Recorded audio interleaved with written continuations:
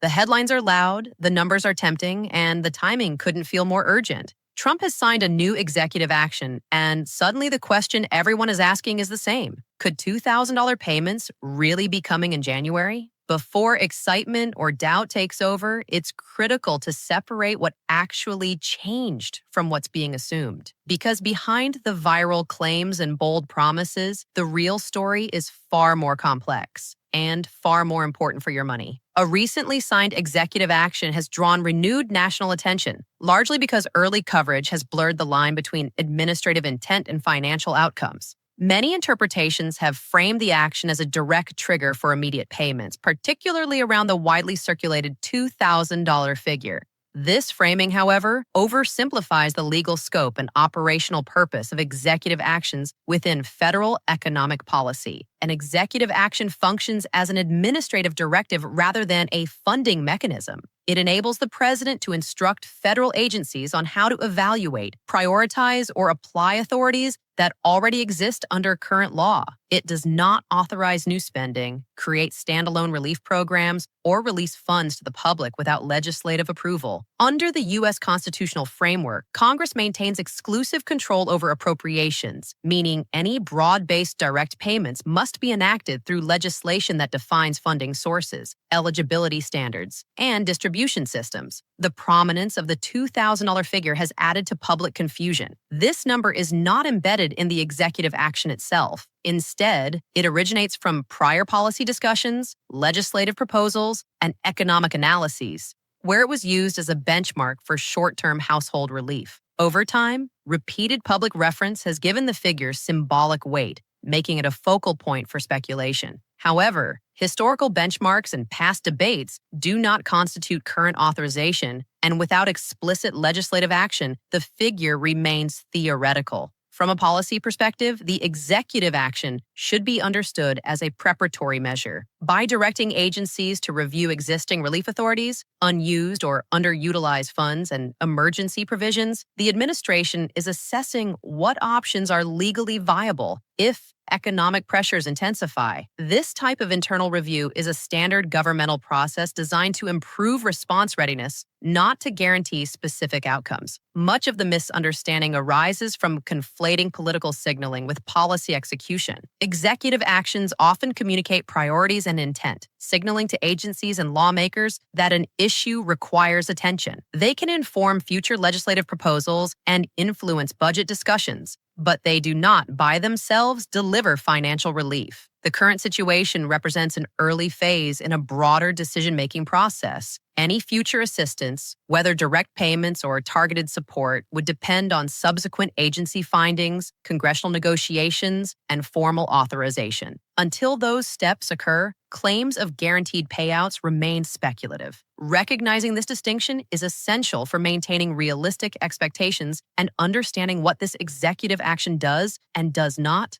accomplish. Any financial relief connected to this executive action must operate within the legal authority federal agencies already possess. Executive actions do not create new powers or funding streams. Instead, they direct agencies to reassess how existing programs are administered under current law. As a result, any assistance that may emerge would come from adjustments or reallocations that statutes already permit, not from newly invented benefits. Federal agencies such as the Treasury Department, the Social Security Administration, and the Department of Health and Human Services manage programs designed with limited flexibility. Many include emergency provisions, discretionary thresholds, or temporary expansion clauses intended for periods of economic strain. These tools allow agencies to modify timing, eligibility parameters, or benefit delivery methods within clearly defined legal boundaries. However, such actions must remain consistent with statutory limits and congressional intent. The central limitation in this process is congressional control over federal spending.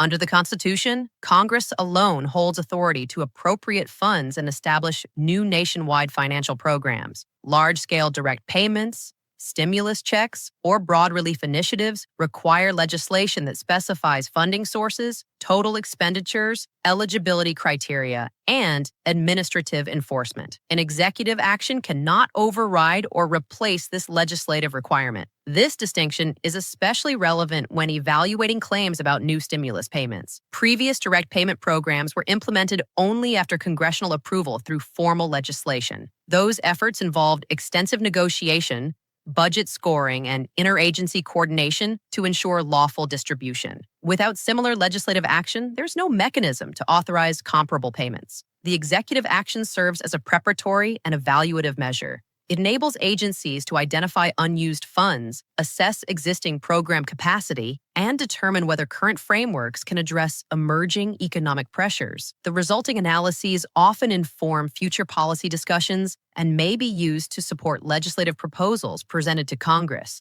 This means the action influences the policy landscape without determining outcomes. Any expansion beyond existing authorities remains contingent on congressional approval. Understanding this division of power is essential for accurately assessing what the executive action can realistically deliver and what remains dependent on future legislative decisions. Federal agencies have been formally directed to conduct a structured reassessment of unused appropriations, statutory emergency authorities, and existing relief mechanisms. This directive is procedural in nature and focuses on readiness rather than immediate financial distribution. Its purpose is to ensure that the government has a clear, legally grounded understanding of which tools can be activated if economic conditions worsen. Unused funds refer to appropriations previously authorized by Congress that remain unspent due to program participation levels, administrative timing, or shifting economic circumstances. Agencies are now required to determine whether these funds can be lawfully redirected, accelerated, or extended under existing statutory authority. This review must align strictly with congressional intent, program-specific limitations, and fiscal controls. Emergency authorities are also being evaluated. Many federal programs include conditional provisions that allow temporary operational adjustments during periods of economic strain.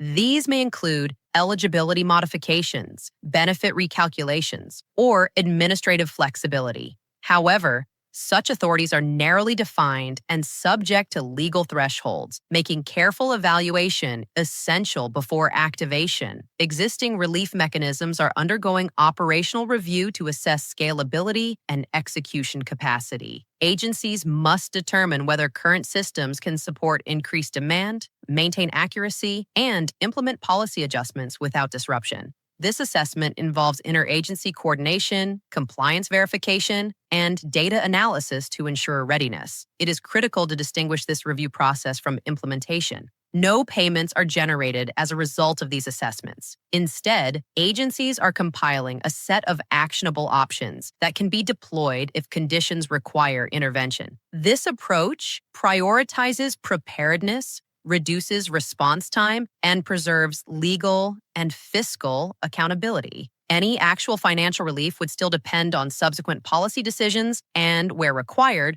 congressional authorization. Until those steps occur, the current effort remains a planning and evaluation phase rather than a distribution initiative. January is a critical reference point in federal policy because it marks the start of new budget cycles and the release of updated economic forecasts. Federal agencies operate on annual fiscal schedules that dictate when appropriations are allocated, performance reports are finalized, and projections for revenue and expenditures are revised. Beginning the year allows agencies to evaluate prior fiscal outcomes, identify funding gaps, and adjust priorities based on the most current economic data. Aligning executive directives with this timing ensures that any actions or recommendations are grounded in accurate, up-to-date information and comply with fiscal law. Rising costs of living are a central factor behind this executive action. Household expenditures on essential goods and services, including food, housing, energy, and healthcare,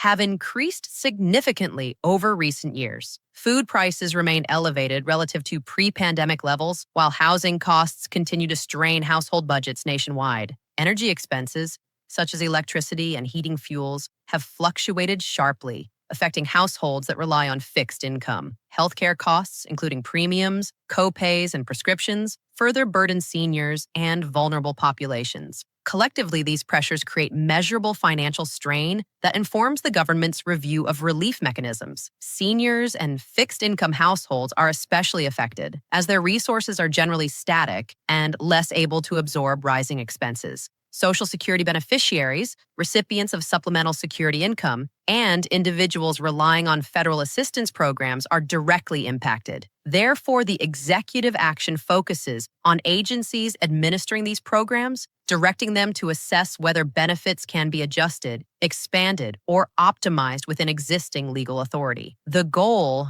is to ensure preparedness to provide support efficiently and legally if economic pressures intensify. This action does not authorize immediate direct payments. Instead, it functions as a preparatory measure, ensuring agencies have a clear understanding of the tools available to address cost of living challenges. By linking fiscal timing, updated economic projections, and population vulnerability, the executive directive establishes a framework for deliberate and legally compliant policy responses. It positions agencies to act quickly and effectively if circumstances require, while prioritizing those most affected by rising expenses. In this context, January is not a payday. It is a strategic window for planning, assessment, and readiness that lays the foundation for any potential relief measures later in the year. Any financial assistance resulting from the recent executive action is expected to be targeted rather than universal. Unlike previous broad stimulus programs, targeted relief focuses on specific populations that are legally and economically eligible under existing federal programs. This approach ensures that resources are allocated efficiently and in compliance with statutory limits, addressing areas of greatest financial strain without requiring new legislation. New potential outcomes may include temporary benefit boosts, supplemental assistance, or expanded eligibility within current programs. Temporary benefit boosts adjust existing payments for programs such as Social Security or supplemental security income to offset rising living costs like food, energy, or healthcare. These adjustments can be implemented quickly because they utilize pre-existing administrative mechanisms. Supplemental assistance may take the form of additional support through programs like SNAP, housing vouchers, or emergency relief funds for low-income or vulnerable populations. Such measures are designed to address urgent economic needs while adhering to established eligibility criteria. Expanded eligibility allows agencies to include individuals who narrowly fall outside current thresholds but are experiencing significant financial pressure. This can involve temporary adjustments to income caps, asset limits, or participation requirements, providing broader access without creating new programs. Crucially, these targeted interventions differ fundamentally from universal payments, which require congressional approval, new appropriations, and extensive logistical planning. By leveraging existing programs and authorities, the executive action enables a rapid, legally compliant, and data-driven response to economic pressure. While the action establishes potential pathways, any actual deployment of relief depends on subsequent agency assessments, legal reviews, and policy decisions. At this stage, no official payment dates, eligibility criteria, or specific dollar amounts have been approved in connection with the recent executive action. Claims circulating online that guarantee $2,000 checks in January are speculative and not supported by any verified policy or legal authority. Executive actions function as administrative directives that guide federal agencies to review and assess existing programs, funding streams, and emergency authorities. They do not authorize the immediate release of funds. The lack of approved parameters reflects the multi-step process required for federal financial relief. Agencies must complete internal reviews, confirm legal authority for any actions, verify available funding, and coordinate operational logistics. Some measures may still require legislative approval depending on the scope and scale of proposed assistance. This process ensures that any eventual payments or program adjustments comply with statutory limitations and oversight requirements. Viral claims suggesting immediate universal payments misrepresent these procedural realities. The executive action's significance lies in what it sets in motion, not in immediate distribution. By directing agencies to evaluate existing relief tools, the action establishes readiness, prioritizes economic support, and provides a framework for rapid response if further action is needed. From a technical standpoint, the value of this executive action is procedural and strategic. It enables agencies to identify legal pathways, assess program capacity, and develop contingency plans that can be executed quickly if economic conditions warrant. The ultimate impact depends on subsequent administrative and legislative decisions, funding availability, and evolving economic data. Understanding this distinction is essential. The executive action does not deliver immediate financial benefits, but it lays the groundwork for informed, legally compliant interventions in the near future. While the headlines spark excitement, the reality is clear. The executive action lays the groundwork, not a guaranteed paycheck. Agencies are reviewing options, preparing programs, and assessing resources, but any relief will depend on careful legal and administrative steps. What unfolds next could shape targeted assistance, benefit adjustments, or emergency support, not immediate universal payments. The key is staying informed, understanding the process, and separating speculation from action. When it comes to potential relief, how prepared are you to act on what actually happens?